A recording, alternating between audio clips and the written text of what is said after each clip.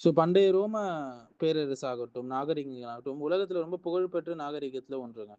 So இந்த பண்டைய ரோமானிய மதங்கள், அதனுடைய சடங்குகள் பார்த்தீங்கன்னா, நெறையவே இருக்குது. பேகனிஸ்டிக் ரிச்சுவல்ஸ் இருக்கு. ஸோ பல தெய்வ வழிபாட்டை தான் அவங்க கொண்டு இருந்தாங்க. ஸோ ரோமானியர்கள் வந்து கிரேக்கர்கள் மற்றும் எட்ருஸ்கன் கலாச்சாரங்கள்ல தாக்கத்தால பல கடவுள்களை வந்து அவங்க வணங்குனாங்க.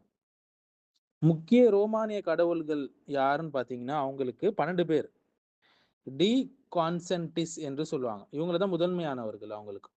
அதுல யாருன்னா, முதலாவது ஜூபிட்டர். அதாவது கடவுள்களுடைய அரசன் அவரு. வானம் மற்றும் இடியுடைய முழக்கத்துடைய கடவுள்ன்னு சொல்லுவாங்க அவர. கிரேக்க வடிவம் இவருடைய அதே கிரேக்க வடிவத்துல யாருன்னா, இவரு ஜியஸ் என்று சொல்லுவாங்க. 2வது கடவுள் யாருன்னா, ஜூனோ.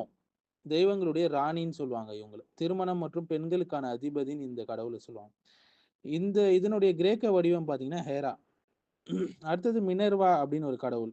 அதாவது ஞானம், கலை மற்றும் போருடைய தெய்வம் சொல்லுவாங்க. இந்த கடவுளுடைய கிரேக்க வடிவம் அப்படியே பார்த்தீங்கன்னா, அத்தீனா. அடுத்த கடவுள் வந்து நெப்டியூன் என்று சொல்லுவாங்க. கடல் கடவுள் சொல்லுவாங்க இவங்கள. இதே கிரேக்க வடிவம் பார்த்தீங்கன்னா, நெப்டியூனுக்கான கிரேக்க வடிவம் வந்து பொசிடான்னு சொல்லுவாங்க. அடுத்தது வீனஸ். காதல் மற்றும் அழகுக்கான கடவுளா அவங்க வச்சுக்கிறாங்க. வீனஸோட கிரேக்க வடிவம் பார்த்தீங்கன்னா, ஆஃப்ரோடைட். அடுத்தது மார்ஸ், செவ்வாய் அப்படின்னு சொல்லி போர் கடவுள் சொல்லுவாங்க இவர. மார்ஸுடைய கிரேக்க வடிவம் பார்த்தீங்கன்னா, அரேஸ்.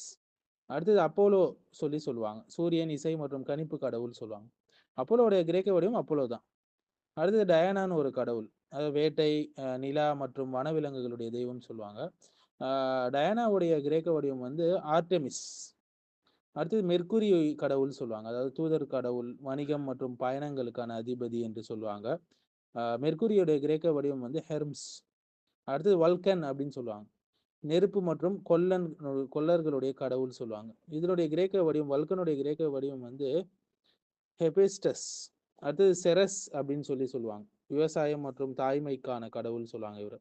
செரஸுடைய கிரேக்க வடிவம் வந்து டிமிட்டர். அடுத்தது வெஸ்டா அப்படின்னு சொல்லி ஒரு கடவுள் வச்சிருக்காங்க. இது வந்து இல்லறத்துடைய கடவுள் சொல்லுவாங்க. கிரேக்க வடிவம் பார்த்தீங்கன்னா, வெஸ்டாவுடைய கிரேக்க வடிவம் வந்து ஹெஸ்டியா அப்படின்னு சொல்லுவாங்க.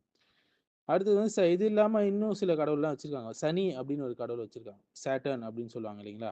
காலம் மற்றும் விவசாயத்துடைய கடவுள் இவரு அப்படின்னு சொல்லுவாங்க. சாட்டர்னுடைய கிரேக்க வடிவம் பார்த்தீங்கன்னா, குரோனோஸ். அடுத்தது ப்ளூட்டோன்னு ஒரு கடவுள் வச்சிருக்காங்க. பாதாள உலகத்துடைய கடவுளாம் இவரு. ப்ளூட்டோவுடைய கிரேக்க வடிவம் வந்து ஹெட்ஸ். அடுத்தது ஜானஸ்ன்னு ஒரு கடவுள் வச்சிருக்காங்க. தொடக்கம் மற்றும் முடிவுடைய 2 முக கடவுள் சொல்லுவாங்க. இதுல இருந்தா ஜனவரி வந்து சொல்லுவாங்க, நியூ இயர்லாம். ஸோ அடுத்தது வந்து பேட்சஸ் அப்படின்னு சொல்றாரு. திராட்சை ரசம் மற்றும் கொண்டாடுதலுடைய கடவுள் சொல்லுவாங்க. பேட்சஸ் உடைய கிரேக்க வடிவம் வந்து டயோனிசஸ்.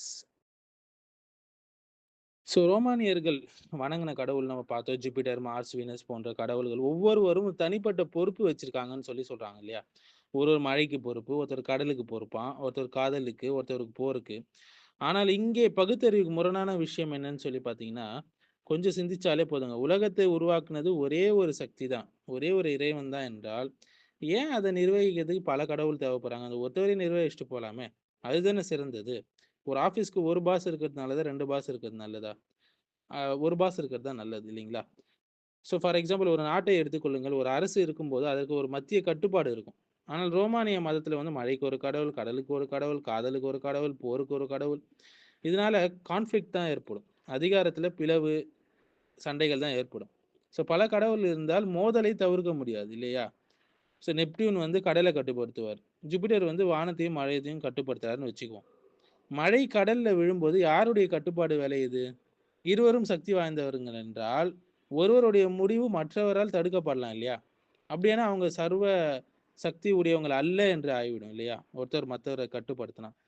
ஸோ வந்து இந்த முழுமையான அதிகாரம் இல்லாத பலவீனமான கடவுள் என்பதை இது காட்டுது.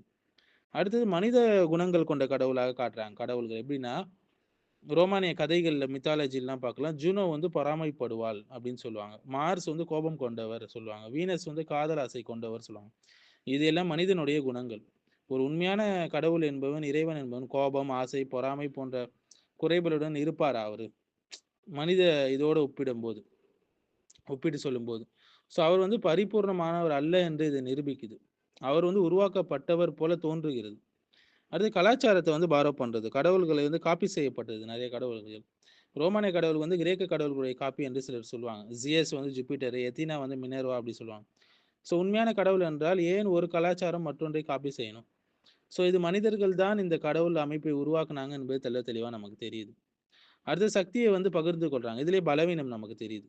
ஒரு உண்மையான இறைவன் வந்து எல்லாத்தையும் கட்டுப்படுத்துவான் இல்லையா? எதற்கும் பிறரிடம் உதவி தேவைப்படும் அளவுக்கு அவன் இருக்க மாட்டான். சிரிஸ் பார்த்தீங்கன்னா விவசாயத்தை பார்த்துக்கிறாரு. வல்கன் வந்து நெருப்பு, டயானா வந்து வேட்டை அப்படின்னா ஒவ்வொருவரும் ஒரு சிறிய பகுதியை தான் கட்டுப்படுத்துறாங்க. இது ஒரு முழுமையான இறைவன் அல்ல என்பதை நமக்கு காட்டுகிறது. ஸோ பகுத்தறிவுடைய இறுதி முடிவு என்ன தெரியுங்களா? இந்த ரோமானிய மத அமைப்பு வந்து மனித கற்பனைகள், கலாச்சாரத்தை பாரோ பண்றது, இயற்கையை விளக்க முயன்ற பிரிமிட்டிவ் சிஸ்டம். ஆனா ஒரே முழுமையான எல்லாம் அறிந்த எல்லாம் செய்யும் இறைவன் என்ற கருத்து இதுல வரல. ஸோ பல கடவுள்கள் இருந்தால் அதுல அதிகார மோதல் இருக்கும், குறைபாடுகள் இருக்கும், மனித குணங்கள் இருக்கும், கலாச்சாரத்தை காப்பி பண்றது இருக்கும். ஸோ ரோமானிய பலதெய்வ வழிபாடு வந்து பகுத்தறிவுக்கு முரணாக இருக்கிறத நம்ம பார்க்கிறோம். இதே மாரி கிரேக்க, எகிப்த கடவுள்கள் கூட நம்ம பார்க்கலாம். ஆனால் ஓரிரை கொள்கையை சொல்லக்கூடிய மார்க்கம் என்று சொன்னால் 3 சொல்லுவாங்க இல்லைங்களா? ஆ கிறிஸ்தவம், யூதம், அப்புறம் வந்து இஸ்லாம் சொல்லுவாங்க. இது கிறிஸ்தவம், யூதத்துல வந்து ஆரம்பத்துல ஓரிரை கொள்கை இருந்தது. பிற்காலத்துல மக்கள் அதை கரப்ட் பண்ணிட்டாங்க. அவங்களுடைய வேதங்கள் கரப்ட் பண்ணிட்டாங்க. இல்லாததை எல்லாம் மனிதர்கள் அதுல சேர்த்துட்டாங்க. அதுல சிலர் வந்து நீங்க கிறிஸ்தவத்துல பார்த்தீங்கன்னா, செயின்ட்ஸ் எல்லாம் வணங்குவாங்க. செயின்ட்ஸ் கிட்ட போய் துவா கேட்பாங்க. தங்களுடைய கோரிக்கையை கேட்பாங்க. மத குருமார்கள் சொல்றத அப்படியே பின்பற்றுவாங்க. யூதர்கள ரப்பிகள பின்பற்றுவாங்க. அவங்களுடைய மத குருமார் என்ன சொல்றாரோ அதுதான் மார்க்கம், மதம் என்று பின்பற்றுவாங்க. ஸோ ஆரம்ப காலகட்டத்தில இருந்து அந்த ஓரிரை கொள்கை கான்செப்ட் அதுல காலம் போக மாறிவிட்டது. இஸ்லாம் மட்டும் தான் தூய ஓரிரை கொள்கையை சொல்லக்கூடிய ஒரே மார்க்கமாக இருக்கு. அதுல தான் வந்து அல்லாஹ்வுக்கு வந்து தாய், தந்தை அதாவது பெற்றோர் கிடையாது, பிள்ளைகள் கிடையாது, மனைவி கிடையாது. ஏன்னா இதெல்லாம் இருந்ததுன்னா அவன் மனுஷன் ஆயிடுவான். கடவுள்னா அவனுக்குன்னு ஒரு பிரத்யேக தன்மைகள் இருக்கு. அவனுக்கு நிகராக எதுவுமே கிடையாது. கடவுளுக்கு நிகராக மரமோ, செடியோ, கொடியோ, பாம்போ, மிருகங்களோ எதுவுமே கிடையாது. ஸோ மனிதர்களுடைய பண்புகள்